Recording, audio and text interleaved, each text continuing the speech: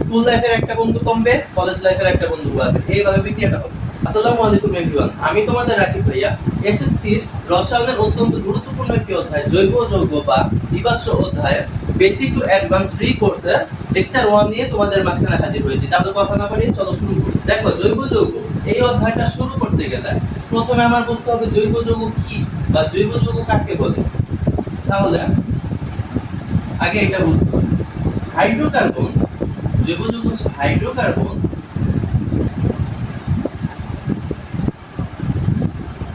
ও এদের জাতককে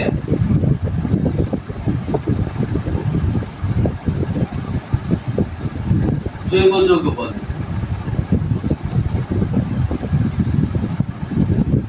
এই জাতকের মধ্যে একদম শর্টকাটে মনে রাখবে, হাইড্রোকার্বন ছাড়াও থাকবে সন, সন মানে পুত্র না, সন পিএক্স, সন পিএক্স এটা দ্বারা মনে রাখবে, সালফার, অক্সিজেন, নাইট্রোজেন, ফসফরাস, পিতে কি ফসফরাস, আর এক্স তে হ্যালোজেন মৌলগুলো, হ্যালোজেন মৌলগুলোকে কিন্তু এক্স দ্বারা সম্বোধন করা হয়। হ্যালোজেন কারা আবার?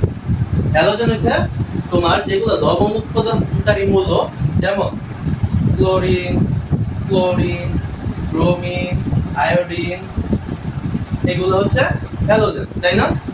আচ্ছা, মানলাম হ্যালোজেন, তাহলে কিভাবে উৎপন্ন হয় এটাও তো আমরা শিখতে হবে। যেমন তোমার দেখো, এই কার্বন, এই কার্বনের যে জৈব যৌগটা আছে এটার নাম কি? মিথেন। মিথেন, এই মিথেন থেকে অনেক সময় দেখবা মিথেন থেকে টেট্রাক্লোরোমিথেন, CCl4, এইটা কিভাবে তৈরি হয়? মিথেন থেকে কিন্তু টেট্রাক্লোরোমিথেনও আসে। এটা কিভাবে তৈরি হয় এটা আগে বুঝাই। দেখো, এরপর আমি বুঝাবো যে জৈব যৌগ চিনবে কিভাবে। আগে আমি এই বিক্রিয়াটা শিখাই, তাহলে ভালোভাবে বুঝতে পারবে। তাহলে প্রথমে আমি মিথেন দিলাম একটা CH4, এটার সাথে আমি একটা ক্লোরিন অণু দিয়ে দিই। কি দিব? ক্লোরিন অণু। ক্লোরিন কিন্তু না, ক্লোরিন কিন্তু একটা কিন্তু থাকে না। ক্লোরিন অবশ্যই এই হ্যালোজেন মৌলগুলা, এই বেসিকটা মনে রাখবা যে হ্যালোজেন যে মৌলগুলা এটা সব সময় হ্যালোজেন 2 আকারে থাকবে, ঠিক আছে? দুইটা আকারে থাকে। যদি একা থাকে তাহলে আমি ক্লোরিন দিলাম। দেওয়ার পরে কি হবে? ধরে নাও তুমি স্কুল লাইফে ছিলা, তো কলেজে উঠলে এমনটা হইলো যে, দেখো কলেজে উঠলে কিন্তু তোমার স্কুল লাইফের বন্ধুরা তেমন থাকে না। তো তুমি কি করলা যে স্কুল লাইফের একটা বন্ধু কমবে, কলেজ লাইফের একটা বন্ধু বাড়বে, এইভাবে বিক্রিয়াটা হবে। তাহলে তোমার দেখো অর থেকে একটা হাইড্রোজেন চলে গেল। ধরো তুমি এখানে গেলা, যাওয়ার পরে তোমার একটা হাইড্রোজেন বন্ধু কমে যেত, মানে ধরো এটা হচ্ছে হাইড্রোজেন হচ্ছে স্কুল লাইফের আর একটা কমে গেল, তাইলে CH3 হয়ে গেল, তাই না? একটা কমে গেছে, ভালো কথা। এই একটা চাহিদা আবার পূরণ হবে কি দিয়া? এখান থেকে একটা ক্লোরিন আসবে, CH3Cl, একটা ক্লোরিন আসবে। এখন এইখানে যে আরেকটা ক্লোরিন রয়ে গেছে না ভাইয়া, এখানে যে একটা ক্লোরিন থেকে গেল, এই ক্লোরিন আর এই যে তোমার যে একটা বন্ধু চলে গেছে, ওরা দুইটা ফ্রেন্ড হয়ে যাবে। তাহলে ক্লোরিন আর হাইড্রোজেন মিলে HCl বা হাইড্রোক্লোরিক অ্যাসিড। এরপর ভালো কথা, এরপর আবার ওরা CH3Cl, আবার আরেকটা ক্লোরিন অণু দিলে, ক্লোরিন কিন্তু একা আসবে না, ক্লোরিন অণু একা আসবে। এখন তাই যে এরপর আবার কিছুদিন পর দেখা গেল তোমরা আরেকটা স্কুল ফ্রেন্ড মানে হাইড্রোজেন ফ্রেন্ড চলে গেল, তো CH তিনটা ছিল হয়ে যাবে দুইটা প্লাস। এখন দেখো দুইটা হয়েছে, ভালো কথা। তো একটা হাইড্রোজেন কই যাবে?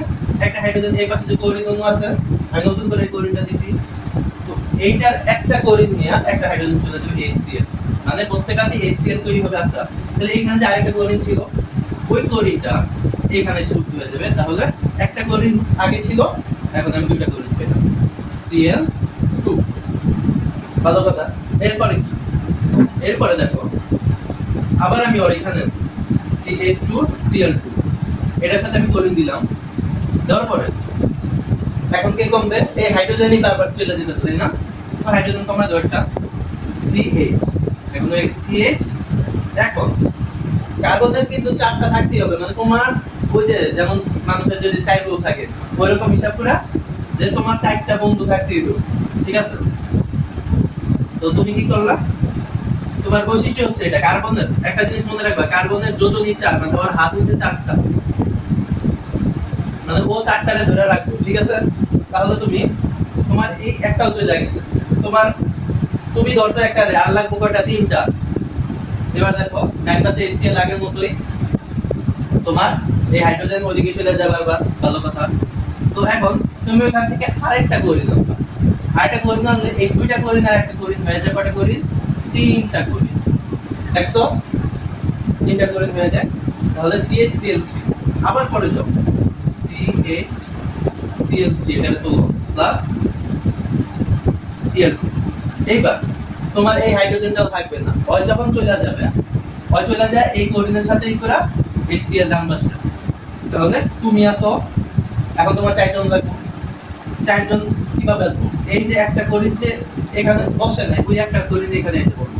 তাহলে আগের 3টা ক্লোরিন আর একটা ক্লোরিন CCl4, এই 4টা ক্লোরিন। দেখো তো কিভাবে মিথেন থেকে টেট্রাক্লোরোমিথেন তৈরি হলো, পারবে না? যদি পরীক্ষায় এসে পড়ে পারবে না?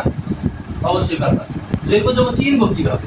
কিভাবে চিনবো বা বৈশিষ্ট্য, এই বৈশিষ্ট্য তো জানা লাগবে। অন্যান্য ইসের সাথে বৈশিষ্ট্যের পার্থক্য কি?